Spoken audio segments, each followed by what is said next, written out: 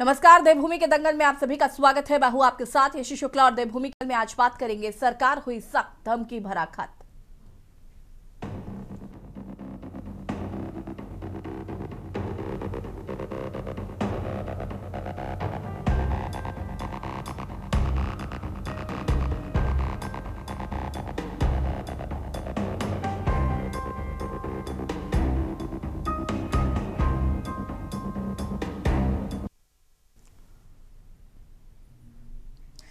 देवभूमि उत्तराखंड अपने शांत और आध्यात्म नगरी से देश दुनिया में जाने जाने वाली भूमि है। बीते लंबे समय से इस नगरी को मानो किसी की नजर लग गई हो। अब तो ये हाल है कि बढ़ते अपराध और कानून व्यवस्थाओं को लेकर सरकार और पुलिस प्रशासन मुंह ताकता नजर आ रहा है। हालांकि कानून को बेहतर करने के लिए धाबी सरकार ने बीते कुछ दिन पहले ही कई जिलों के अधिकारियों की बड़ी संख्या में फेरबदल तक कर दिए, लेकिन अपराधियों के हौसले अब इतने बुलंद हो चुके हैं कि उन्हें यहाँ की कानून व्यवस्था का कोई डर नहीं है। हद अब ये हो गई है कि लगातार तीसरे दिन भी देहरादून जिला न्यायालय को बम से उड़ाने की धमकी दी गई। जिला जज को मेल के जरिए ये धमकी भेजी गई। एहतियात के तौर पर कोर्ट परिसर को खाली कराया गया। पुलिस टीम ने पूरे परिसर की तलाशी की। राजधानी देहरादून के जिला कोर्ट में बम होने की सूचना मिलते ही हड़कंप मच गया। कोर्ट परिसर में अफरा तफरी का माहौल हो गया। आपको बता दें कि आनन फानन में कोर्ट परिसर को खाली कराया गया। कोर्ट परिसर से जुडिशरी के अधिकारी और कर्मचारियों को बाहर निकाला गया। वहीं आपको बता दें कि 2 दिन पहले नैनीताल जिला एवं सत्य न्यायालय को बम से उड़ाने की धमकी दी गई थी। हरिद्वार डिस्ट्रिक्ट कोर्ट को आरडीएक्स से उड़ाने की धमकी मिली। साथ ही टिहरी गढ़वाल के जिला न्यायालय की अधिकारी के मेल पर भी बम की सूचना मिलने से हड़कंप मच गया। पिथौरागढ़ जिला कोर्ट को भी बम से उड़ाने की धमकी मिली है। एक के बाद एक धमकी की सूचना ने यहां के लोगों को डरा दिया है। ऐसे में कानून व्यवस्था और प्रदेश में बढ़ते अपराधों को लेकर कांग्रेस ने हजारों की संख्या में राजभवन का घेराव भी किया, लेकिन इसका कानून की बिगड़ती व्यवस्था पर कोई बड़ा असर देखने को नहीं मिला। अब तक लगभग 20 दिनों में 6 हत्याएं सिर्फ देहरादून जिले में हुई हैं और अब यह धमकी भरे मेल आने से डर का माहौल प्रदेश में देखने को मिल रहा है। आखिर कब तक यहाँ का आम नागरिक सुरक्षित रहेगा, इसका शायद किसी के पास कोई जवाब नहीं है। चर्चा आज इसी मुद्दे पर करेंगे, उससे पहले रिपोर्ट। राजधानी देहरादून के जिला कोर्ट में बम होने की सूचना मिलते ही हड़कंप मच गया। कोर्ट परिसर में अफरा तफरी का माहौल है। आनन फानन में कोर्ट परिसर को खाली कराया गया। कोर्ट परिसर से जुडिशरी के अधिकारी और कर्मचारियों को बाहर निकाला गया है। मेल में बम से उड़ाने की धमकी के बाद कैंपस खाली करा दिया गया। सुरक्षा ही सबसे बड़ी जिम्मेदारी, सभी द्वारा निर्देशों का पालन किया जा रहा है। लगातार मिल रही धमकियों के बीच सुरक्षा और सतर्कता जरूरी है, इसमें भी कोई दो राय नहीं। बता दें कि रविवार 16 फरवरी से ऐसी धमकियों का सिलसिला जारी है। सबसे पहले नैनीताल और उत्तरकाशी कोर्ट को लेकर धमकी दी गई थी। अगले दिन पिथौरागढ़, टिहरी, रुद्रप्रयाग और हरिद्वार कोर्ट को बम से उड़ाने की धमकी मिली। ऐसे में एक बार फिर कानून व्यवस्था के साथ आम नागरिकों की सुरक्षा को लेकर कई सवाल खड़े हो गए हैं और राजनीति भी जमकर सवाल सीधे सरकार से है। विपक्ष का कहना है कि अब प्रदेश का आम आदमी जाए तो जाए कहां। अभी एक जजेस एसोसिएशन के उसमें एक ईमेल आया है कि तमिलनाडु में EWS रोकें, अन्यथा नहीं तो आपकी कोर्ट में RDX 12 RDX बम लगा रखा है, अभी उड़ा देंगे करके ये सूचना मिली है। अफरा तफरी का माहौल है। जजेस लोग सब कोर्ट से बाहर आ गए हैं और अधिवक्ता भी सब इधर उधर हो गए हैं। जो क्लाइंटेज हैं वो भी इधर उधर चले गए हैं। डिस्ट्रिक्ट एवं सेशन जज कार्यालय में एक बम की सूचना पुलिस को प्राप्त हुई थी, जिस पर तत्काल कार्रवाई करते हुए एसपी सिटी के नेतृत्व में हमारी BDS टीम, डॉग स्क्वाड और पुलिस के जो कर्मी हैं उनके द्वारा QRT की टीम द्वारा मौके पर खाली करा के सभी चेकिंग अभी करी गई है। ये पिछले 3 दिनों में लगातार जिस प्रकार से मेल के माध्यम से सूचनाएं आ रही हैं, जो पहले उत्तरकाशी, नैनीताल और इधर भी आई है। देखिए, प्रदेश की सुरक्षा को ऐसा लगता है जैसे कोई खतरा पैदा हो गया है, क्योंकि विगत कुछ दिनों से हम देख रहे हैं कि देहरादून में लगातार मर्डर हुए हैं और खुलेआम दिन दहाड़े चौक चौराहों पर ये हत्याएं हुई हैं। उसके बाद अब ये हमारी अदालतों को उड़ाने के लिए जो मेल निकल करके आ रहे हैं, तो ऐसे में ये बात थोड़ा सा सवाल खड़े करती है कि भाई पुलिस कहाँ है, पुलिस क्या कर रही है, क्योंकि प्रदेश में लॉ तो है लेकिन वो ऑर्डर में नहीं दिखाई दे रहा है। एक तरफ हम दावा करते हैं कि हमारी साइबर पुलिसिंग जो है भारत में सबसे अच्छी है, बेहतर है, और दूसरी तरफ इस तरह की मेल आ रही है और हम उन लोगों तक नहीं पहुंच पा रहे हैं। प्रदेश में लगातार हो रही हत्याओं के साथ कानून व्यवस्थाओं पर विपक्षी दल पहले से ही आक्रामक रुख धामी सरकार पर बनाए हुए हैं। ऐसे में कोर्ट परिसर को बम से उड़ाने वाली धमकी भरे ये ईमेल एक बार फिर सरकार सहित आम जनता की सुरक्षा को लेकर बड़े सवाल खड़े करते हुए नजर आ रहे हैं। हालांकि धामी सरकार प्रदेश की जनता की सुरक्षा का दावा जरूर कर रही है, लेकिन अभी तक हुई घटनाओं से प्रदेश में पहले से ही डर का माहौल है और ऊपर से इस तरह के ईमेल कहीं न कहीं भय का वातावरण प्रदेश में जरूर पैदा कर रहे हैं। जब से ये प्रदेश बना है 25 वर्षों से आज तक कभी ऐसी कोई घटनाक्रम नहीं हुआ जब यहाँ पर महत्वपूर्ण औद्योगिक प्रतिष्ठान है, सरकारी है, केंद्र सरकारी है, लेकिन यकाएक 2027 के चुनाव से पहले इस प्रकार की घटनाओं का आना, मेल द्वारा अदालतों को धमकी देना, उड़ाने की धमकी देना, ऐसा प्रतीत होता है जैसे यहाँ की सुरक्षा एजेंसियां बिल्कुल सोई पड़ी हैं। उन्हें इसका कोई ज्ञात नहीं है कि किस प्रकार के लोग यहाँ पर रह रहे हैं या किस प्रकार के लोग यहाँ पर राजनीतिक माहौल खराब करने का प्रयास कर रहे हैं। देखिए, जिस तरह से उत्तराखंड में कानून व्यवस्था ध्वस्त हो गई है, पूर्ण रूप से बेलगाम हो गए अपराधी तमाम लोग, पुलिस का खौफ खत्म हो गया, तो ये कोई नई बात नहीं है। जब सरेआम अगर किसी को कत्ल कर दिया जाएगा तो इससे बड़ी बात कही तो धमकियां हैं।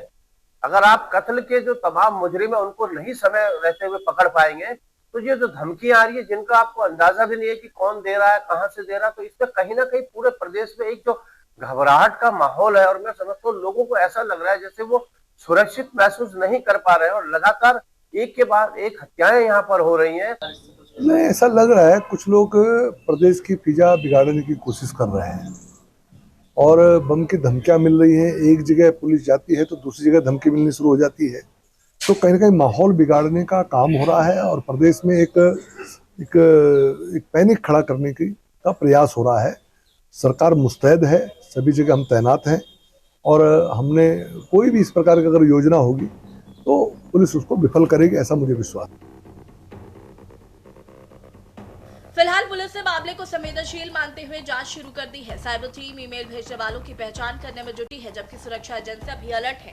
बुधवार सुबह कोर्ट खुलने से पहले प्रदेश की अन्य जिलों की कोर्ट में पुलिस की टीम ने चेकिंग अभियान चलाया। कोर्ट परिसर में बने कार्यालयों और वकीलों के चैम्बरों और बाहर की दीवारों के आसपास गहनता से चेकिंग की गई। कोर्ट परिसर में खड़े वाहनों की भी चेकिंग की गई है, लेकिन कुछ भी संदिग्ध बरामद नहीं हुआ।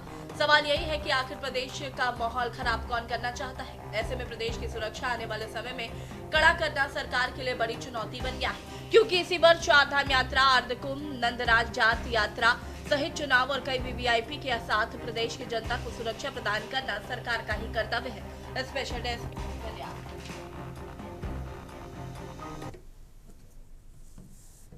कानून व्यवस्था को लेकर प्रदेश में विपक्ष लगातार सवाल उठाते हुए नजर आ रहा है। आज उस मुद्दे पर बातचीत करेंगे। मेहमान हमारे साथ जुड़ चुके हैं, उनसे आपका परिचय करा देते हैं। राजेश विशी, प्रदेश प्रवक्ता बीजेपी, हमारे साथ जुड़ चुके हैं। पंकज क्षेत्री जी, प्रदेश प्रवक्ता कांग्रेस, हमारे साथ जुड़ चुके हैं। अशोक बोहरा जी, केंद्रीय प्रवक्ता यूकेडी, हमारे साथ जुड़ चुके हैं। पीसी थपलियाल जी, वरिष्ठ नेता यूएसएसएम से हमारे साथ जुड़ चुके हैं और अरुण शर्मा जी, वरिष्ठ पत्रकार, हमारे साथ जुड़ चुके हैं। सबसे पहले तो आप सभी का बहुत बहुत स्वागत है।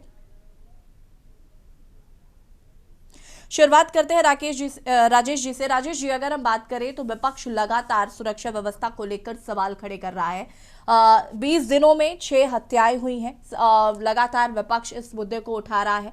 साथ ही साथ ये जो धमकी भरे मेल्स कोर्ट परिसर को मिल रहे हैं, ये भी कहीं ना कहीं चिंताजनक है। तबादले किए जा रहे हैं, लेकिन धरातल पर अपराधियों में कोई भी खौफ जो है वो नजर नहीं आ रहा है। जी, निश्चित रूप से बीते 2-3 हफ्तों के अंदर जो घटनाक्रम इस प्रदेश के अंदर हुआ है, खासतौर पे जब हम राजधानी की बात करें तो बहुत दुखद है, पीड़ादायक और चिंताजनक भी है। साथ ही हमें इस प्रदेश की जो हमारी मित्र पुलिस है उसको भी कहीं ना कहीं पीछे से अप्रिशिएट करना पड़ेगा कि उन्होंने कोई भी ऐसा मामला रहा हो, चाहे बीते समय के मामले रहे हों या ये 2-3 हफ्ते के बीच के मामले रहे हों, इन सभी घटनाक्रम में मित्र पुलिस के द्वारा जो भी दोषी रहे उनको 24 घंटे के अंदर पकड़ने का जो काम किया है, उससे ये बात सिद्ध होती है कि कहीं ना कहीं पुलिस ने अपना काम जिम्मेदारी से किया है। घटना होना और घटनाक्रम होने के बाद पुलिस का जो रवैया और पुलिस की जो कार्यशैली है, अगर वो ठीक है और उनके द्वारा अपराधियों को तुरंत पकड़ा गया तो निश्चित रूप से पुलिस को वहां पे अप्रिशिएट भी करना पड़ेगा। और हाँ, जो बीते 2 दिन से 3 दिन से हमारी जुडिशरी पे, खासतौर पे हमारे कोर्ट्स पे अगर इस तरह की कोई अनोमियस मेल आ रही है तो ये भी जो सिक्योरिटी है इसको ब्रीच करने का मामला सामने आता है, सुरक्षा से संबंधित मामला। और मुझे विश्वास है कि जो प्रदेश की हमारी पुलिस है, चाहे साइबर टीम है या कोई भी स्पेशल टीम पुलिस ने इस समय गठित की होगी, वो इन ऐसे अपराधियों को जो इस प्रदेश की शांति को भंग करने का काम कर रहे हैं या कोई ऐसा प्रयास कर रहे हैं कि वो इस प्रदेश की आम जनता को डरा सकते हैं या उनके मन में खौफ पैदा कर सकते हैं, तो मैं आपके चैनल के माध्यम से अपने प्रदेश के सभी सम्मानित निवासियों को कहना चाहता हूं कि आपको घबराने और डरने की जरूरत नहीं है। प्रदेश की पुलिस अपना काम जिम्मेदारी से करेगी और जो भी इसके पीछे दोषी होंगे, जिनकी भी मंशा ऐसा करने की होगी, उनको निश्चित रूप से समय से पकड़ा जाएगा और कोई भी ऐसी अप्रिय घटना हमारे प्रदेश में नहीं होगी, ऐसी मैं ईश्वर से प्रार्थना भी करता हूँ। जी यशी जी। ठीक है, कांग्रेस के प्रवक्ता पंकज क्षेत्री जी हमारे साथ जुड़े हुए हैं। पंकज जी, अभी राजेश जी को आपने सुना, उन्होंने कहा कि प्रदेश में ऐसी आपराधिक घटनाएं ना घटे, इसके लिए सरकार लगातार प्रयास करे, लेकिन विपक्ष कानून व्यवस्था को लेकर लगातार सवाल खड़े करता नजर आ रहा है और होना लाजमी भी है क्योंकि अर्धकुंभ भी होना है और देवभूमि उत्तराखंड है, यहाँ पर लगातार पर्यटन आते हैं, अभी चारधाम यात्रा भी शुरू होगी। ऐसे में सुरक्षा लिहाज से ये काफी चिंताजनक विषय है। जी बिल्कुल, आपने सही कहा, चिंताजनक विषय है। आप प्रदेश की सरकार पूरी सोई हुई है और किस प्रकार से जो प्रदेश के महत्वपूर्ण तीनों राजस्व से संबंधित जिले हैं, जो कि सबसे ज्यादा राजस्व जहां से एकत्रित होता है, देहरादून, हरिद्वार और उधम सिंह नगर, तीनों में आपने देखा कि क्या बुरी स्थिति रही पिछले दिनों और खाना पूर्ति ये सरकार करती रही। ये सरकार खुद प्रमोटी सरकार है। जब प्रदेश के मुखिया अपना विधानसभा चुनाव हार गए हों और उसके बाद फिर भी उन्हें प्रमोट करके दोबारा मुख्यमंत्री बनाया जाता है, तो आप देखेंगे उनको सारे प्रमोटी पसंद है। कोई भी डायरेक्ट आईपीएस उनको पसंद नहीं है, तो सारे प्रमोटी उनको पसंद है। तो महत्वपूर्ण जिलों में सारे प्रमोटी आपको दिखेंगे। अच्छा, वो प्रमोटी क्या करते हैं? वो प्रमोटी सरकार के लिए धन इकट्ठा करने का, धन उगाही करने का काम करते हैं, जिस कारण से ये क्राइम दिन दहाड़े हो रहा है। किस प्रकार से आप देखिए, पूरे प्रदेश का नाम राष्ट्रीय स्तर पर धूमिल हुआ है अंकिता भंडारी वाले वीआईपी वाले मामले में। किस प्रकार एंजल चकमा, जो कि एक बीएसएफ जवान का बेटा था, उत्तराखंड पढ़ने आया था, उसकी नस्लवाद हिंसा में उसकी हत्या कर दी जाती है और आज तक अपराधी, उसका एक्यूज आज तक पुलिस को नहीं मिला है। छठा अपराधी, वो कहते हैं नेपाल भाग गया है। क्या आपकी ऐसी भी स्थिति नहीं है कि आप नेपाल से ले आए? तो आप समझिए कि क्या हो रहा है, किस प्रकार से गुंजन का हत्याकांड हुआ सरेआम। और गुंजन के हत्याकांड इतना शर्मनाक था क्योंकि उसके माता पिता ने पहले तहरीर दी थी, परंतु पुलिस ने लापरवाही करी, वो हुआ। फिर अर्जुन शर्मा का, विक्रम शर्मा हत्याकांड जितने भी हुए, खुले आम दिन दोपहरी में सड़क भीड़ बाजार में हुए। आप ये कह के अपना पल्ला नहीं झाड़ सकते कि वो कोई क्रिमिनल था या उसका जो है गैंग वॉर हुई है, आपस में इनका रंजिश थी। ये सब इसलिए हो रहा है क्योंकि कानून व्यवस्था ध्वस्त है, इंटेलिजेंस फेलियर है और अपराधी, जो अभी मैं सुन रहा था राजेश जी कह रहे थे मेरे साथी कि मित्र पुलिस, अपराधियों की मित्र पुलिस है ये अपराधियों की मित्र पुलिस है।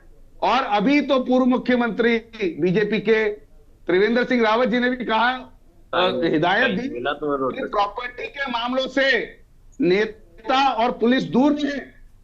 स्थिति यहां तक पहुंच गई है कि खुला, आप देखिए, प्रॉपर्टियों में हस्तक्षेप जो है पुलिस का, प्रशासन का और नेताओं का हो गया है, जिस कारण ये हत्या को अंजाम दिए जा रहे हैं, जिस कारण आप देखेंगे कानून व्यवस्था ध्वस्त हो चुकी है। किस प्रकार से पुलिस अभिरक्षा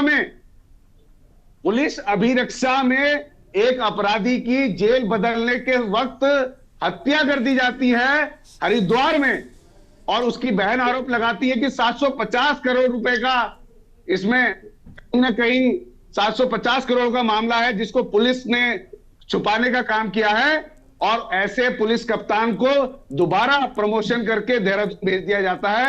आप बताइए क्या कानून व्यवस्था किसके हाथों में जा रही? इस पर आगे विस्तार से बातचीत करेंगे और भी मेहमानों का रुख कर लेते हैं। अशोक वोरा जी हमारे साथ जुड़े हुए हैं। अशोक जी, आपको क्या लगता है कि ये जो प्रशासनिक व्यवस्थाएं हैं, ये उत्तराखंड की जो भौगोलिक परिस्थितियां हैं और ये जो प्रशासनिक व्यवस्थाएं ये अपराध को कंट्रोल करने में नाकाम साबित हो रहे हैं। जी मैम, उत्तराखंड क्रांति दल की ओर से मैं कहना चाहूंगा कि ये शासन और प्रशासन पूरी तरह से सुरक्षा व्यवस्था फेल है। इसका परिणाम ये है कि यहाँ पे दिन दहाड़े हत्याएं हो रही हैं। कुछ लोग कह रहे हैं कि पकड़े जा रहे हैं, लेकिन हत्या हो क्यों रही है? अपराधियों के मन में खौफ क्यों नहीं है? एक जो पुलिस का खौफ होना चाहिए वो खौफ नजर नहीं आता है। और आज हमारा उत्तराखंड इतने शांत वादियां हैं। उत्तराखंड के अंदर ये हमारे पहाड़ के लोग रहते हैं, बहुत शांत और सौम्य स्वभाव के लोग हम लोग हैं। पिथौरागढ़ हो, नैनीताल हो, रुद्रप्रयाग हो, टिहरी हो, इस क्षेत्रों में रहने वाले सब लोग पहाड़ी हैं। अब जब उनका विश्वास जो एक न्याय के लिए न्यायालय पे होता है और उन्हीं को जब आता जो भी है बम से उड़ाने की धमकी देते हैं, तो आम आदमी कैसे सुरक्षित महसूस करे अपने आप को? अभी जो विक्रम शर्मा की हत्या हुई थी, पुलिस प्रशासन या प्रशासन इतना किस प्रकार का ढुलमुल रवैया अपनाता है, उसका उदाहरण इसी से मिलता है कि आज ही मैं पेपर में पढ़ रहा था कि जो विक्रम शर्मा जिसकी हत्या हुई है उसका पहले से आपराधिक रिकॉर्ड था और एक पुलिस वाले की मतलब एक अधिकारी के साथ जान पहचान होने से उसको लाइसेंस दे दिया। और जबकि उसी में लिखा था कि जब किसी को लाइसेंस दिया जाता है तो उसको 4-5 साल पुराना आपराधिक रिकॉर्ड है या क्या है उनको जांच के दिया जाता है। तो जब ऐसे व्यक्तियों को लाइसेंस मिल रहा है, न्यायालयों को बम से उड़ाने की धमकी दी जा रही है, तो हम पहाड़ के लोग, उत्तराखंड के लोग कहाँ जाएं और किससे न्याय की व्यवस्था करें की उम्मीद करें? ठीक है, पीसी थपलियाल जी हमारे साथ जुड़े हुए हैं। थपलियाल जी, कैसे देख रहे हैं जिस तरीके से कोर्ट पर्सन्स को लगातार बम से उड़ाने की धमकी मिल रही है और अब तो हाई कोर्ट को भी धमकी दी गई है? देखो, टिट फॉर टैट वाली जो सिस्टम है, जिस तरह से हमारा मुख्यमंत्री पूरा घृणा फैलाते जा रहे हैं और उनका रिकॉर्ड भी हो चुका है कि वो सबसे घृणा फैलाने में अव्वल नंबर का मुख्यमंत्री है, तो निश्चित रूप से घृणा के गर्भ से हमेशा ऐसा ही पैदा होता है। जो आपराधिक माहौल हम देख रहे हैं ये पैदा होता है। जब हम कोटद्वार के बहुत शांत एरिया को हम उद्वेलित कर सकते हैं अपने जो संगठनों के माध्यम से और वहां पे उनको मुहर लगाए मुख्यमंत्री, तो फिर क्या होगा इस समाज का? मेरे समाज की जो समरसता है वो तार तार हो चुकी है।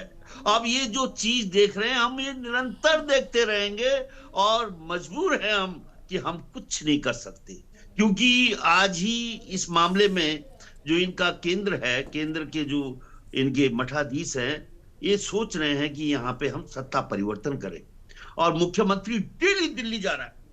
अभी 3 घंटा पहले लैंड किया दिल्ली से, सुबह जो हेलीकॉप्टर में और शाम को। अरे भगवान, इस गरीब राज्य में जहां आदमी तिल तिल कर जीने के लिए मजबूर है, उस राज्य का ऐसा मुख्यमंत्री हर दिन दिल्ली जा रहा है हेलीकॉप्टर में और लाखों करोड़ों रुपए फूंक रहा है उस मोमेंट में। काहे को तुमने ऐसी सड़क बनाई जो 2 घंटे 2.5 घंटे में दिल्ली पहुंचाती है? क्यों? ये मैंने इस राज्य में देखा था कि हमारे मुख्यमंत्री, हमारे मंत्री बाई ट्रेन जाते थे, बाई रोड जाते थे। इन्होंने तो छोड़ ही दिया है ट्रेन और बाई रोड। इनको हेलीकॉप्टर के नीचे कुछ नहीं चाहिए। ऐसे लोग जब हमारे सिर पे बैठ गए हैं और उनको रिसीव करने के लिए मैं देखा अभी मैंने कहा यार विनोद चमोली और सुबोध उनियाल क्यों आए होंगे? हेलीकॉप्टर से लैंड कर रहा है मुख्यमंत्री और उनको रिसीव कर रहे हैं, क्योंकि कहीं मुख्यमंत्री बोल दे कि मेरी जगह में इनको बिठा लो। इस लालच में ये अभी मैं उसको देख के आया हूं, इसलिए मैं एक मामले में यहां पहुंचने में मेरा कहने का मतलब ये है कि ये राज्य की जो सिस्टम है वो फेल हो चुका है। इस राज्य को पटरी में लाने के लिए बहुत बड़े प्रयास करने पड़ेंगे। जो हमारी 42 शहादतों के बाद मिला हुआ राज्य टोटली माफियों के शिकंजे में आ चुका है।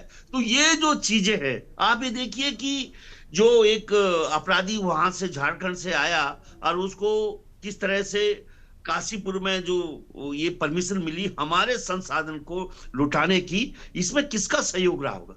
अधिकारी तो कहने के लिए अपना वो करने के, ये सारे इन्हीं का सहयोग था। क्योंकि आज जो बाली वहां से छोड़ के आम आदमी पार्टी छोड़कर और काशीपुर में बेताज बादशाह है खनन का, और उसके साम्राज्य में अगर ये व्यक्ति आ रहा है तो कौन इसको घुसा रहा है वहां? किस तरह से खनन का यहाँ पे एक लूट मची हुई है उत्तराखंड में, ये हम देखने के लिए मजबूर हैं। यहाँ का युवा होटलों में अपने बेचारे जा जाकर खून के आंसू रो रहे हैं, क्योंकि इन्होंने हमारी भर्तियां भी, जो परंपरागत फौज थी, उससे भी हमें वंचित कर दिया अग्निवीर लाकर। तो इन तमाम सवालों के बीच में जो अराजकता फैल रही है, वो अराजकता को बाबा बद्रीनाथ भी कमजोर हो गया।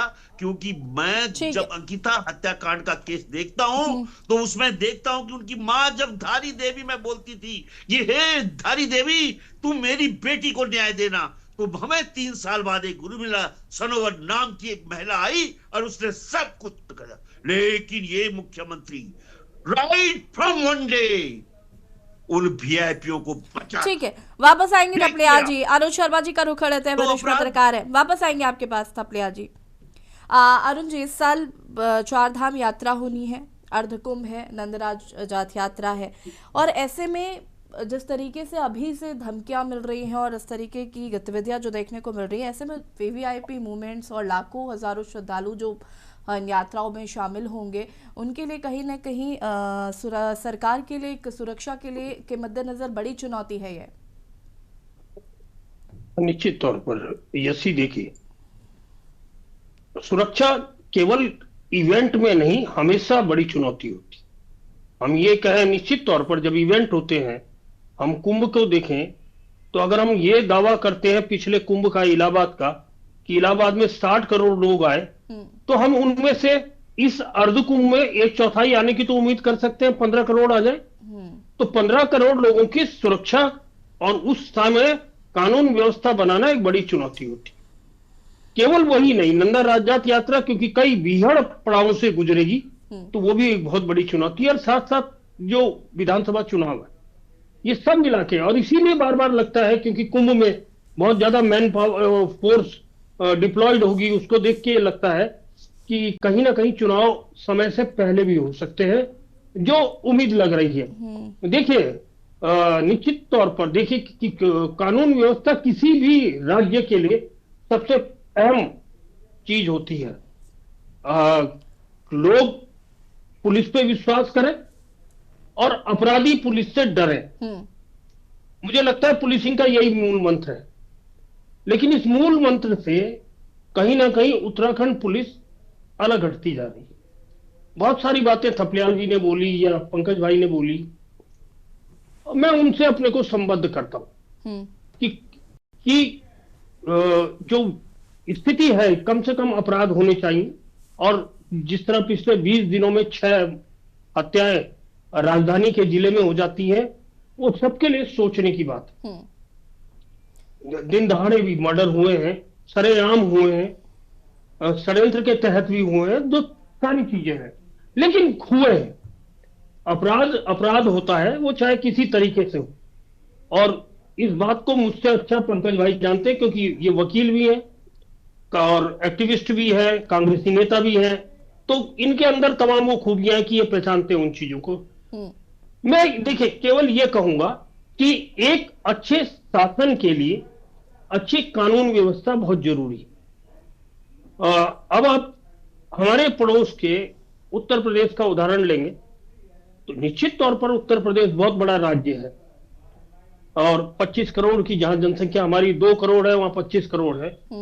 तो फिर भी वहां पहले के मुकाबले कानून व्यवस्था में बहुत सुधार हुआ है।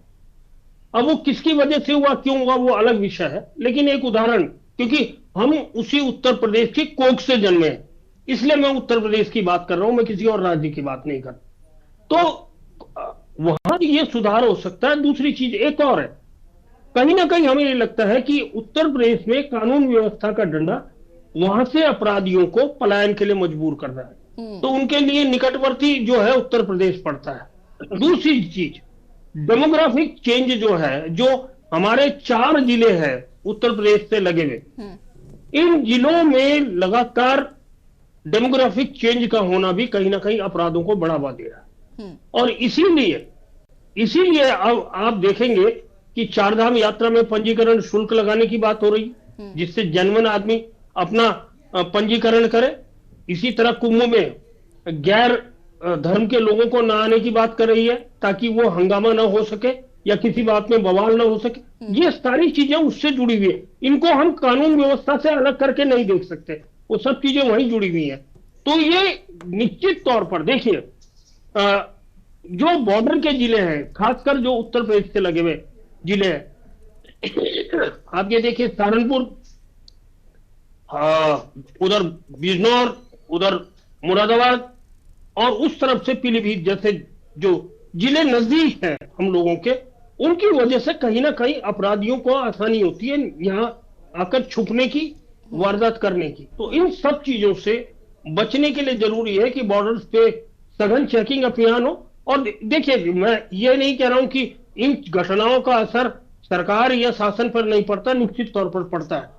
सरकार और शासन को भी इन घटनाओं से सीखना चाहिए, और क्योंकि उनका दायित्व है सभी लोगों को सुरक्षित रहने का संदेश देने का, तो उनका भी दायित्व है कि इस विषय में कठोरता से कार्रवाई की जा सके, अपराधियों को के साथ कठोरता से पेश आ सके। जी करीमा जी अरुण जी, वापस आएंगे आपके पास। और पीयूष श्रीवास्तव अधिवक्ता नैनीताल से भी जुड़ चुके हैं, आपका भी स्वागत है। रुकेंगे छोटे से ब्रेक के लिए, जो हाजिर होता है।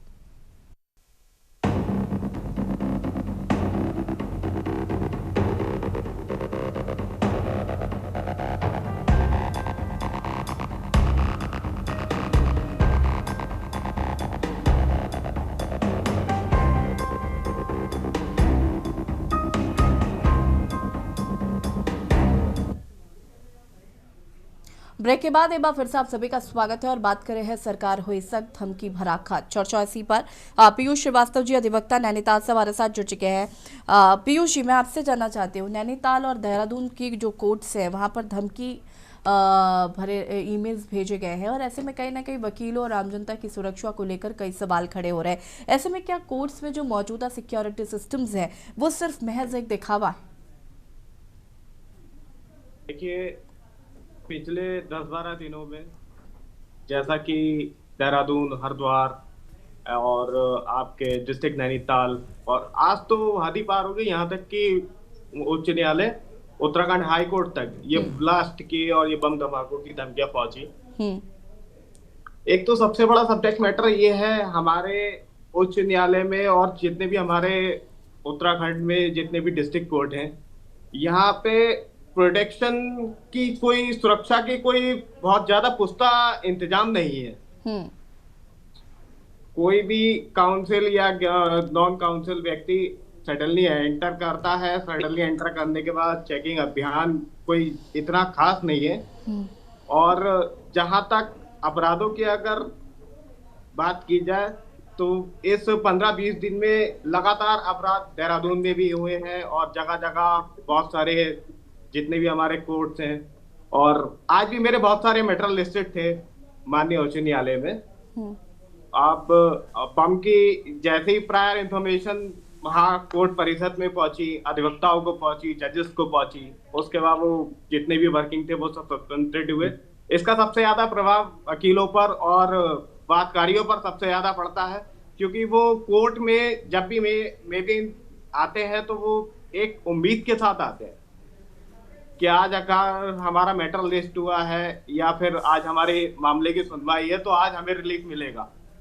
तो ऐसी धमकियों से सबसे ज्यादा प्रभावित जो हो रहा है वो वादकारियों का, जो लोग जेल के अंदर हैं उनका तो समय बर्बाद होता ही है, लेकिन जो वादकारी जो हमारे बहुत बहुत दूर से आते हैं उत्तराखंड में उच्च न्यायालय में, तो सबसे ज्यादा उन्हीं के लिए कठिनाइयां उत्पन्न होती हैं, और हमारा न्यायिक प्रक्रिया काम इन ऐसी चीजों से रुक जाता है। बिल्कुल मेरा कहना है। हाँ पीयूष जी, एक सवाल मेरा और आपसे है कि कानून के जानकार होने के नाते मैं आपसे ये जानना चाहती हूँ कि जो साइबर टीम जो ईमेल्स आए हैं उसके बाद साइबर टीम किस तरीके से काम कर रही है, और ये जो लोग हैं इनको पहचानने में इतनी देरी क्यों हो रही है? देखिए, हमारी पुलिस इन्वेस्टिगेशन में लगी है, हमारी पुलिस इन्वेस्टिगेशन में लगी है। इन्वेस्टिगेशन की जो भी फर्दर प्रोसीडिंग है वो आगे की जा रही है। एक छोटा सा ड्रॉबैक यहाँ पर ये है कि अभी तक ये क्लैरिफिकेशन नहीं हुआ है कि ये ऐसे बम ब्लास्ट जो न्यायालयों को टारगेट किया जा रहा है, ये कहाँ से किया जा रहा है, कैसे किया जा रहा है, इसका कहीं से कहीं तक लिंक या इसकी लोकेशन पुलिस के हाथ नहीं लग पा रही है। दुनिया 5 बजे तो चले गए। ठीक है, वापस आएंगे आपके पास। राजेश जी, अभी यहाँ पर आपने अधिवक्ता हाईकोर्ट पीयूष श्रीवास्तव जी को सुना। इन्होंने कहा कि सुरक्षा व्यवस्था को लेकर बहुत पुख्ता इंतजाम जो है वो कोर्ट्स वगैरह में उपलब्ध नहीं है। साथ ही साथ सवाल ये भी है कि अब आगे की क्या कुछ रणनीति धामी जी की हो सकती है, और क्या ये सिर्फ चेकिंग अभियान तक ही सीमित रहने वाला होगा, क्योंकि अब चारधाम यात्रा, अर्धकुंभ और तमाम चीज़ें हैं, और उत्तराखंड चूँकि पर्यटन राज्य है, यहाँ पर बहुत सारे लोग रोज़ आते हैं, तो ऐसे में उनकी सुरक्षा काफ़ी संवेदनशील मुद्दा होता है सरकार के लिए भी। और जैसे कि अभी बॉर्डर्स को लेकर अभी अरुण जी कह रहे थे कि बॉर्डर्स पर चेकिंग अभियान और जो तमाम चीज़ें की जा रही हैं, लेकिन इसके व्यापक रिजल्ट्स निकले, इसको लेकर सरकार क्या कर रही है? जब हम सुरक्षा की बात करते हैं और जिस महत्वपूर्ण और संवेदनशील मुद्दे पे आज की जो ये डिबेट है, उससे मुझे ये समझ आता है। देखिए, पुलिस सरकार किसी की भी हो, 5 वर्षों की सरकार होती है, सरकार आती रहती है, जाती रहती है, लेकिन पुलिस के जो अधिकारी हैं वो उसी स्थान पे, उसी बैच के वही अधिकारी आगे को भी रूल कर रहे होते हैं, क्योंकि उनकी 60 साल की सर्विस होती है। तब वो सेवानिवृत्त होंगे तो जाके कोई बदलाव वहां पर आता है। बहुत ज्यादा होगा, 13 जिलों में कहीं ना कहीं एक्सपेंशन के साथ उनको इधर उधर प्रमोट करके ट्रांसफर किया जाता है। कोई भी पुलिस अधिकारी, मैं अपनी नजर से इस बात को ऐसे देख रहा हूं कि कोई भी पुलिस अधिकारी या कोई भी कर्मचारी किसी भी विभाग का होगा, वो कभी भी अपनी सर्विस काल में जो उसका समय अपनी सेवा में बीत रहा है, वहां पे कभी नहीं चाहेगा किसी तरह का कोई दाग लगे।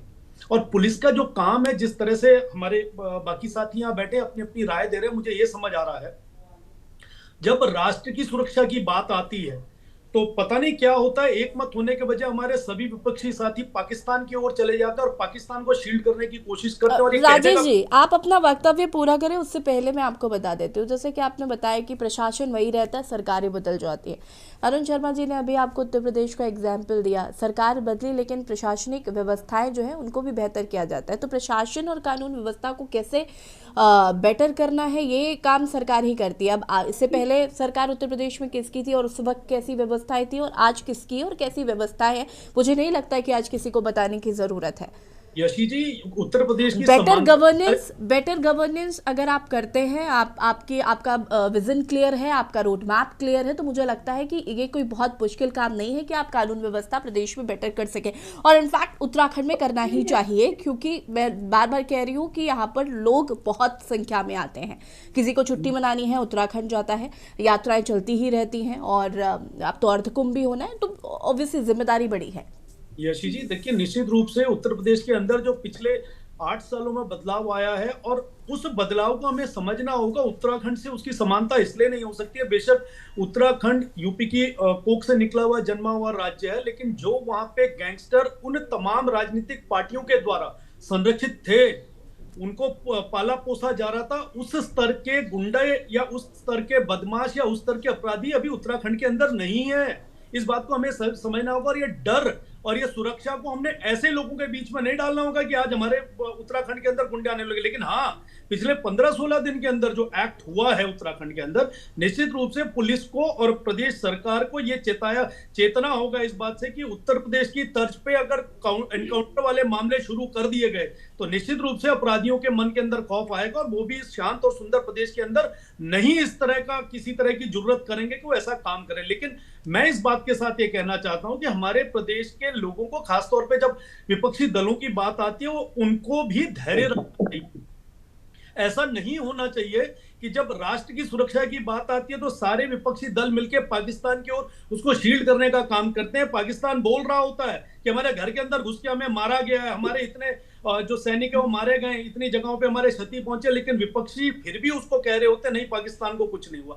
यही बात मैं उत्तराखंड की पुलिस के संदर्भ में कहना चाहूंगा। जब 24 घंटे के अंदर अपराधियों को पकड़ा जा रहा, तो क्या उस पुलिस को अप्रिशिएट करने का काम हम लोगों का नहीं बनता है? क्या हमारा काम सिर्फ यही बनता है कि हम पुलिस को ही कोसते रहे और उसको बार बार ये कहें आप नाकाम हो? जो व्यक्ति काम कर रहा है, अगर आप उसे अप्रिशिएट करेंगे तो मुझे ये लगता है कि वो बहुत ज्यादा मेहनत और बहुत ज्यादा ईमानदारी के साथ अपने काम का और अपनी इस कार्यशैली का निर्वहन करेगा। ये चीज ठीक है। आज हमारे साथी अपने अपने स्तर पे अपनी बात कह रहे हैं, लेकिन उनको दूसरे स्तर पे भी देखना चाहिए कि पुलिस की नाकामी हम तब सिद्ध कर सकते हैं जब पुलिस ने अपना काम बेहतरी से ना किया हो। आज जब ये सूचना ईमेल के माध्यम से कोर्टों के लिए आई, माननीय न्यायालयों के लिए आई, तो क्या पुलिस ने अपना काम नहीं किया? बॉम्ब स्क्वाड वहां पे पहुंचा दिए, डॉग स्क्वाड वहां पे पहुंचा दिए, मेटल डिटेक्टर्स वहां भेज दिए। जब आज तक कोई किसी प्रकार की अप्रिय घटना या बम से उड़ाने की घटना कभी नहीं आई थी, तो पुलिस कैसे इस मामले को समझ के चलती कि वहां पे इस तरह की व्यवस्थाओं को सुनिश्चित करने की आवश्यकता है? हाईकोर्ट के अंदर बहुत ज्यादा सिक्योरिटी होती है, और मैं भी ये जानता हूँ कि हाईकोर्ट, हम नैनीताल जानते, तो अगर मेरा कोई वाद नहीं है या मेरा कोई किसी वकील से मिलने का कोई आशय नहीं है, तो वहां पे एंट्री भी बाधित की जाती है। ऐसा नहीं है, वहां की सुरक्षा कड़ी होती है। और ऐसे डिस्ट्रिक्ट कोर्ट्स में भी मुझे लगता है देहरादून या 13 जिलों के अंदर जो अन्य हमारे जिला न्यायालय, वहां पर भी इस तरह की व्यवस्थाएं सुरक्षा के मानकों से की होगी। लेकिन हाँ, आप यूपी की तर्ज पे कह रहे हैं, इस तरह के गुंडे अगर पाले और पोषित किए जाएंगे राजनीतिक पार्टियों के द्वारा, तो निश्चित रूप से उनका भी उसी तरह का एनकाउंटर होगा जिस प्रकार से उत्तर प्रदेश के अंदर है। कोई भी गुंडों को अपने प्रदेश के अंदर नहीं पालना चाहता है। कोई भी सरकार ये कभी नहीं चाहेगी कि किसी तरह के गुंडे उनकी सरकार को अस्थिर करने के लिए या उनके दामन में किसी तरह का दाग लगाने के लिए प्रदेश के अंदर एंट्री करें, क्योंकि हमारा प्रदेश हर तरह से सुरक्षा के लिहाज से, शांति के लिहाज से, खूबसूरती के लिहाज से, पर्यावरण के लिहाज से सब प्रदेशों से अलग हमारे उत्तराखंड को करता है। तो मैं ये मानता हूं कि पुलिस अपना काम अच्छे से कर रही है, लेकिन हाँ, सुरक्षा के मानकों को और अधिक से अधिक बढ़ाने की जरूरत है। इस चीज पर हमारे अन्य साथियों को भी धैर्य रखने की आवश्यकता है। जी यश जी। ठीक है, पंकज क्षेत्री जी हमारे साथ है। पंकज जी, जैसा कि अभी अर्धकुंभ और चार धाम यात्रा और तमाम जो यात्राएं होनी है उनको लेकर अभी जैसा कि राजेश जी ने बताया कि सरकार एक रूट मैप तैयार करी और उस अकॉर्डिंगली काम किया जा रहा है। विपक्ष की क्या भूमिका रहने वाली है? देखिए, विपक्ष अगर सरकार कोई सकारात्मक कदम उठाए तो विपक्ष हमेशा सरकार को सराहेगी, सरकार को सहयोग करेगी। परंतु ये विपक्ष जो है अपने जो इनके काले कारनामे हैं उनको ढांकने के लिए विपक्ष को कोसने का काम करती है, तो वो हम कभी बर्दाश्त नहीं करेंगे। आप बताइए, देहरादून जिले के अंदर 3 साल पहले एक चोरी हुई थी और वो चोरी को अंजाम तब दिया गया था जब महामहिम राष्ट्रपति महोदय यहां पर मौजूद थी। केवल 500 मीटर की दूरी पर उस चोरी को अंजाम दिया गया। क्या आज तक वो ज्वेलरी 15-20 करोड़ रुपए की जो रिलायंस ज्वेलरी राजपुर रोड से दिन दहाड़े चोरी हुई थी, वो रिकवर कर पाई पुलिस? नहीं कर पाई। तो इस प्रकार के कई मामले हुए हैं और पिछले एसएसपी ने तो खुले आम उनको इतने अवसर दिए गए, क्योंकि बताया जाता था कि इंस्पेक्टर जो एसएसपी अजय सिंह जी थे वो हमारे सीएम साहब के मित्र रहे हैं। तो हम ये कहना चाहते हैं कि मित्रता छोड़िए और सीधे सीधे कानून व्यवस्था पर बात होनी चाहिए, नहीं तो हमें ये खुले होकर ये साफ साफ कहना पड़ेगा अपने यात्रियों से भी कि अपने रिस्क पर आए उत्तराखंड। ठीक है, मुझे ये बताइए पंकज जी, एक सेकंड, अब मुझे ये बताइए, जैसा भी यहाँ पर अरुण शर्मा जी ने भी इस बात का जिक्र किया है कि जब सरकार पंजीकरण, जो भी लोग आएंगे उनके पंजीकरण की बात कर रही है, चेकिंग अभियान की बात कर रही है, साथ ही साथ कुछ समुदाय के लोग जिनका कोई वास्ता नहीं है अर्धकुंभ से या चार धाम यात्रा से, वो लोग ना आए या उनकी चेकिंग की बात कर रही है, तब विपक्ष को प्रॉब्लम क्यों है? क्योंकि ये मुद्दा तो जाहिर सी बात है कि अगर आप सुरक्षा की बात कर रहे हैं, कानून किसी तरीके की कोई अराजकता ना हो, अगर उस लिहाज से सरकार सोच रही है तो विपक्ष को क्या समस्या है? एक तरफ आप चाहते हैं व्यवस्थाएं बेहतर हो जाए, दूसरी तरफ आपको इन सब चीजों से प्रॉब्लम है क्योंकि राजनीति भी करनी है, तो ऐसे कैसे हो जाएगा ना? सुरक्षा भी तो चाहिए। पंकज जी, एक मिनट में जवाब दे दूं? जी जी बिल्कुल, आपसे ही सवाल है, आप ही जवाब दें। मैं ये कह रहा हूं कि आप दिक्कत कहां आती है? दिक्कत वहां आती है कि जब आप मजदूर बेचारे जो नेपाली मजदूर है, जो मजदूर बिहारी मजदूर हैं, उनको तो आप जो है सत्यापन के नाम पर प्रताड़ित करने का काम करते हैं, डंडे मारते हैं, थाने में बुलाते हैं, और किस प्रकार के जो अपराधी थे जिनको आप झारखंड से यहां पर आकर आप क्रशर का प्लांट देने का काम करते हैं, आप प्रॉपर्टी में मदद करने का काम करते हैं, आपके कमिश्नरों के साथ उनकी फोटो सरेआम जो है वायरल हो रही है, आपके मुख्यमंत्री जो योगी आदित्यनाथ के शपथ ग्रहण में वो मौजूद थे। तो ये किस प्रकार का ये दोहरा मापदंड है कि मजदूरों को और छोटे लोगों को आप जो है परेशान करेंगे और बड़े लोगों को गलबैया करके उनको अपने प्रदेश में संरक्षण देंगे। पंकज हम जी, इसका विरोध करते हैं निश्चित। नहीं, एक सेकेंड, ये जो मैंने बात कही, ये इसका इस बात से क्या लेना देना है? हम कह रहे हैं कि सबका सत्यापन हो, सबका सत्यापन हो, चाहे वो बड़ा कोई प्रॉपर्टी डीलर हो, वो कब आया हरियाणा से, कब आया पंजाब से, ये सब जानते हैं। आप देखिए एक्साइज डिपार्टमेंट में खुलेआम कौन कलेक्शन करता है, ये सब जानते हैं कि खनन विभाग में खुलेआम कौन कलेक्शन करता है। सारे यूपी, बिहार, हरियाणा के लोग यहाँ पर खुलेआम कलेक्शन कर रहे हैं और उनकी हम नाम पता हम बताएंगे, उनका वेरिफिकेशन करे सरकार, तब पता लगेगा कि असली कौन आदमी है। तो पंकज जी, अभी तक क्यों नहीं बताया आपने? जो अपनाते हैं उससे हमें परेशानी है। तो अभी तक क्यों नहीं बताया आपने? जब पता है कि कौन क्या कर रहा है तो जाकर पहुंचिए। और आजकल तो सरकार तो आजकल वैसे भी जन जन के द्वार चली जा रही है। राजेश जी, सरकार तो आजकल जन जन द्वार है। थोड़ा पंकज क्षेत्री जी के घर भी तो भेजिए, उनके पास भी है चीजें, डेटा है।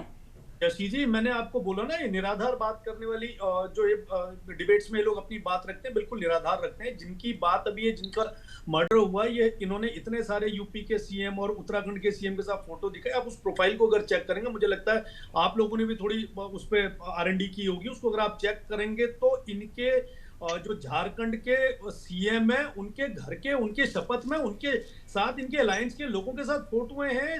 जो इनके कांग्रेस पार्टी के जिलाध्यक्ष है, प्रदेश अध्यक्ष है, वो जाके उनके घर पर बधाइयां दे रहे हैं। ये इस तरह के आरोप ना लगाएं। वो एक बिजनेसमैन आदमी है, उसकी हर पार्टी के लोगों के साथ, और हम भी अगर ये छोटी और एट द एंड देखिए, जब ऐसे कोई फोटोज आते हैं ना, तो एट द एंड जवाब यही हो जाता है कि भाई वो बिजनेसमैन आदमी, उसका हर पॉलिटिकल बंदे के साथ कुछ ना कुछ लेंगे। वो फोटो खिंचा के चलाते हैं, फिर आप कह देते हैं कि लो, उसका तो उस सरकार के साथ लेना देना है या उस व्यक्ति के साथ लेना देना है।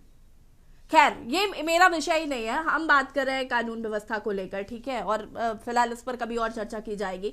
मैं यहाँ पर अशोक वारा जी का रुख करना चाहूंगी। अशोक जी, देखिए सरकार क्या कर रही है, राजेश जी लगातार बता रहे हैं और कह रहे हैं कि हम इस पर काम कर रहे हैं, और अगर पुलिस अच्छा काम करती है तो आप अप्रिशिएट नहीं करते हैं।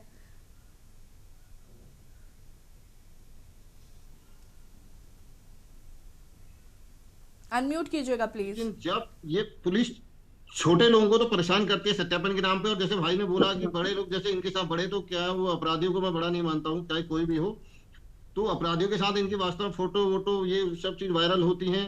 काम धंधा जो छोटा आदमी काम करने के लिए आता है उसके हर जगह पे परेशानी होती है।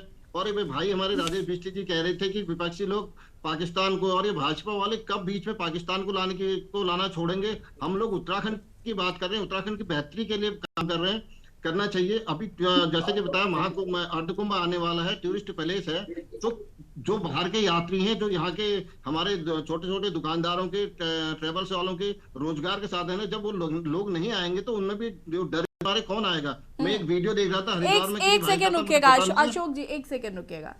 राजेश जी फटाफट अपनी बात पूरा करिए। मैं ये कहना चाहता हूँ, इनको ये बात मैंने इसलिए कही कि पाकिस्तान के लिए साथ जुड़ जाती, क्योंकि अभी कांग्रेस पार्टी में अडॉक पर है, तो अडॉक पे अभी कंप्लीटली इंडी अलायंस का गठबंधन ठीक से नहीं बन पाए। जब इनको अपॉइंटमेंट लेटर सार्वजनिक हो जाएगा इस 2027 के चुनाव में, उस दिन इनको पाकिस्तान के साथ इसलिए जोड़ेंगे क्योंकि इंडी गठबंधन का लक्ष्य है। जब वहां पे जम्मू कश्मीर में हमारे टूरिस्टों के ऊपर जाति, नाम, धर्म से पूछकर गोलियां मारी थी, तो आपके राहुल गांधी जिस अलायंस में आप अभी नए नए भर्ती हुए हैं, वो अलायंस वाले पाकिस्तान के साथ चले गए थे। जी, राहुल गांधी से या कांग्रेस से हमारा कोई संबंध नहीं है। हम उत्तराखंड की बात कर रहे हैं। हाँ, राजेश जी प्लीज, राजेश जी अलग दिशा में मत जाइए प्लीज। हमारा कोई संबंध नहीं है, हमारा उत्तराखंड से संबंध है। नहीं, उत्तराखंड की बात करते हैं। ठीक, अशोक वोरा जी आप कंटिन्यू करिए। राजेश जी, मुझे लगा कुछ इंपॉर्टेंट बात बताएंगे आप, बेमतलब की बात है। अशोक जी, नहीं, मैं यही कह रहा हूं कि अगर इस प्रकार के डर का माहौल हमारे शांत प्रदेश में रहेगा, जो हमारे यहाँ के छोटे मोटे कारोबारी हैं, दुकान वाले हैं, जो केदारनाथ जाने वाले लोग होंगे, अर्धकुंभ में हरिद्वार में आएंगे, जो चाय का स्टॉल लगाएंगे, जो चाय वाले तो बहुत फेमस है, चाय का स्टॉल लगाएंगे, या कोई छोटा मोटा काम करेगा। अब जो बाहर का टूरिस्ट आम आदमी हमारी तरह यदि कोई गरीब गुर्दा आएगा तो उसके मन में डर का भय नहीं होगा। जब यहाँ के न्यायालय सुरक्षित नहीं है, दिन दहाड़े गोलियां चल रही हैं और लूटपाट हो, तो कैसे यहाँ पे आके आएगा और हमारे उत्तराखंड के लोग, पहाड़ के लोगों को रोजगार मिलेगा। ठीक है, थपलियाल जी। देखो जो आज दिन तक आपने देखा होगा कि जैसे हम ये बोल रहे हैं कि हम वेरिफिकेशन करेंगे, जो पंजीकरण करेंगे, लेकिन आप पूरे देश की स्थिति देखो, क्या दिल्ली में कितने लाखों लाख लोग बेल आ रहे जा रहे हैं, क्या वहां पे कोई पंजीकरण हो रहा है? ये उत्तराखंड में पंजीकरण देखो, बद्रीनाथ केदारनाथ जी को या जो 4 धाम यात्रा में आ रहे हैं, वो उनका पंजीकरण आवश्यक है। आप ही देखिए, अगर मेरे देश की सीमाएं बहुत सुरक्षित हैं, तो इस देश के भूगोल में रहने वाला आदमी भारतीय है और उसको अधिकार है कहीं भी जाने का। अब इस तरह से जो चेकिंग और नॉन चेकिंग और डबल चेकिंग जी एक सेकेंड, नहीं मुझे ये बताइए प्रॉब्लम क्या है? अगर कोई पंजीकरण करना चाहता है, अगर उनको लगता है कि इससे बेटर व्यवस्था हो सकती है, तो कहाँ प्रॉब्लम है? मैं सिर्फ प्रॉब्लम समझना चाहती हूँ कि आप मुझे प्रॉब्लम तो बता दो कि भाई इससे ये प्रॉब्लम होगी। पंजीकरण कराना, मुझे नहीं लगता है कि इसमें किसी को कोई प्रॉब्लम होनी चाहिए। प्रॉब्लम क्यों नहीं होती? आप इसका हल निकलता ही नहीं। इन्होंने पहले जिसके से ऊपर पंजीकरण किया था, लोग मरते, कितना बड़ा हुआ था आगरा में, लोग दब गए थे, पता ही नहीं, पता लगा इनको पंजीकरण का कोई एडवांटेज आज तक मिला? अनुभवहीन लोग आज हमारे सिर पे बैठे हुए हैं, उनको ये मालूम नहीं है कि ये राज्य कैसे चलाना है। थपलियाल जी देखिए, जब पंजीकरण होगा, वेरिफिकेशन होगा, तो सरकार के पास डेटा भी तो होगा। मैडम, हम अयोध्या जा रहे हैं, राम मंदिर जा रहे हैं, हम बनारस जा रहे हैं, हमारा पंजीकरण हो रहा है क्या? आप ही देखिए, यूपी इतना बड़ा स्टेट है और उसमें आवाजाही का कहीं पंजीकरण हो रहा है? उत्तराखंड में ही यूसीजी चाहिए, उत्तराखंड में ही तुम्हें मझारनी चाहिए, उत्तराखंड में ये क्या ऐसा पप्पू आ गया हमारे ऊपर? पता ही नहीं है कि कैसे संचालित करनी है, कैसे अपनी पुलिस को कंट्रोल करना है, पता ही नहीं है। तो वो चीजें ये इस शॉर्ट डिबेट में हम नहीं बता सकते कि किस तरह से विश्व की पॉलिसिंग चल रही है। यहाँ पे तो बिल्कुल ऐसी स्थिति आ गई है कि कोई आदमी विश्वास ही नहीं कर सकता कि पुलिस है और मैं सुरक्षित हूं। यहाँ तो पूरी सुरक्षा की भावना पैदा हो चुकी है। यहाँ पे भर्तियां नहीं हो रही है पुलिस की। यहाँ पे भर्ती पुलिस का जो हालात है, उनकी स्थिति देखो ना, उनका मोरल बिल्कुल डाउन है। उनको मिसयूज किया जा रहा है, वीआईपी के अलाना चलाना, वो तो परेशान है बेचारे। तो उन चीजों को न देखते हुए ये करो हासिल पाए जीरो। नहीं तो थपलियाल जी वो भी बेचारे कह रहे हैं हम कुछ भी करेंगे, आपको दोषी लगाना, आपको तो यही कहना है कि कानून व्यवस्था पर सवाल उठा देंगे, आप अप्रिशिएट करेंगे नहीं, तो क्यों पुलिस में भर्ती होना चाहेगा? भाजपा के लोगों ने राज्य से लेकर देश तक कमजोर कर दिया है। उनका प्रधानमंत्री बिना बुलाए पाकिस्तान में जाता है, शरीफ की मां के पांव छूता है, वहां कुछ नहीं। विपक्ष Pakistan, what is this? Pakistan क्या तुमने सारे पड़ोसियों का विश्वास खो दिया है? कल क्या बेइज्जती हुई हमारी गलकोटी में। एक आदमी के लिए हमने पूरा देश दांव में लगा दिया है। हम तो अमेरिका के अधीन हो चुके हैं, अब अमेरिका सोचेगा हमारा। आपको मालूम नहीं होगा कि अगर 1 मिनट में पूरे देश को पैरालाइज कर सकता है अमेरिका, क्योंकि हमारा पूरा सिस्टम उनसे कनेक्टेड है। चाहे हमारा व्हाट्सएप हो, हमारी जितना इवन एयरवेशन, जितनी कंट्रोल है, चाइना ने सब कुछ अपना अलग बना दिया है। ठीक है, पीयूष श्रीवास्तव जी का रुख करते हैं, वापस आएंगे थपलियाल जी। पीयूष श्रीवास्तव जी, अभी राजेश जी कह रहे थे कि हाईकोर्ट में बहुत अच्छी व्यवस्थाएं हैं सुरक्षा को लेकर, लेकिन आप कह रहे थे ऐसा नहीं है। देखिए, ऐसा है ना, मैं उत्तराखंड में सुरक्षा की बात कर रहा हूँ और हम इसमें किसी भी राजनीतिक बात को करना सही नहीं समझते और ये सही भी नहीं है। सुरक्षा की जिम्मेदारी सरकार और प्रशासन की है।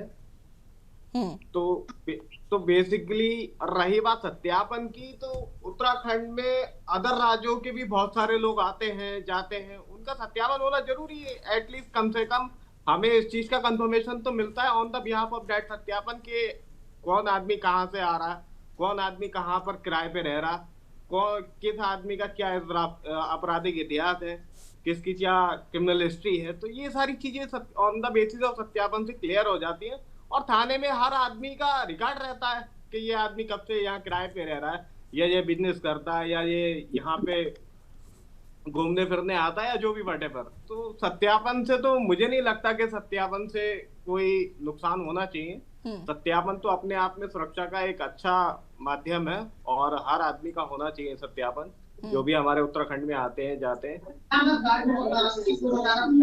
ठीक है, अरुण शर्मा जी, अंतिम प्रतिक्रिया आपकी लूंगी इस मामले पर। मैडम देखिए, कानून के जानकार कह रहे हैं कि सत्यापन होना चाहिए, और जिन्होंने जिंदगी भर फौज की नौकरी करी है वो उनका कहना ही है कि सत्यापन नहीं होना चाहिए, पंजीकरण नहीं होना चाहिए। पंजीकरण भी एक तरह का सत्यापन ही, और कम से कम पिछले साल पंजीकरण हुआ जो फ्री में हुआ, उससे आपको ये तो पता लग गया कि आपके 4 धाम में 60 लाख यात्री आए थे। यही बात तो मैं अभी थपलियाल जी से भी कह रही थी कि एटलीस्ट आपके पास डेटा, उन लोगों का डेटा भी तो है आपके पास। कोई घटना हो जाए, दुर्घटना हो जाए, कम से कम ये तो पता लगता है कि ये आदमी कहां का था। और वैसे अगर हम पिछली घटनाओं पे चले जाएंगे, केदारनाथ आपदा में, तो आज तक नहीं पता कि कितने लोग लापता है। कोई एक आदमी दावे से ये साबित करने की कोशिश नहीं कर सकते कितने लोग लापता हुए। ठीक है, वो 700 कुछ लोगों की जो लिस्ट बनी हुई थी वो लिस्ट बनी है, लेकिन देखिए आखिर आपको कहीं से तो व्यवस्था करनी होगी ना। एक तरफ आप कानून व्यवस्था में सुधार करने की बात करेंगे, दूसरी तरफ आप पंजीकरण नहीं करेंगे, सत्यापन नहीं करेंगे, तो कहां की वो चीजें होंगी। हमको कम से कम देखिए, राजनीति एक तरफ है, ये प्रदेश एक तरफ है। इस प्रदेश को देवभूमि बनाए रखना मेरे ख्याल से जितने लोग बैठे हैं उनकी पहली प्राथमिकता होगी। इस प्रदेश में कानून व्यवस्था सही रहे, वो पहली प्राथमिकता होगी। इस प्रदेश के लोग अपने को सुरक्षित समझे, वो पहली प्राथमिकता होगी। और मुझे लगता है इसके अलावा बाकी सारी बातें बेमानी है। हम राजनीति तौर पे अपने अपने दावे प्रतिदावे करते रहे, वो अलग बात है, वो राजनीति का मंच है। लेकिन जहां तक कानून व्यवस्था की बात आती है, सुरक्षा की बात आती है, तो कुछ तो हमें राजनीति से हटके इस प्रदेश के लिए सोचना चाहिए। जी यसी बिल्कुल, आप सभी का बहुत बहुत शुक्रिया चर्चा में शामिल होने के लिए, और उम्मीद करता है सरकार जिस तरीके से कानून व्यवस्था को लेकर विपक्ष तमाम सवाल खड़े कर रहा है, इसके मुताबिक सरकार का साफ तौर पर कहना है कि वो लगातार सुरक्षा व्यवस्था को व्यवस्थित करने के लिए काम कर रहे हैं। साथ ही साथ इसको लेकर भी रोड मैप तैयार किया जा रहा है, ताकि जो 4 धाम यात्रा अर्ध कुंभ होना है उसको लेकर भी सरकार कहीं ना कहीं संवेदनशील नजर आ रही है। देवभूमि के दंगल में फिलहाल इतना ही। देखते रहिए के न्यूज़ इंडिया। नमस्कार। गोल्डी मसाले लाए हैं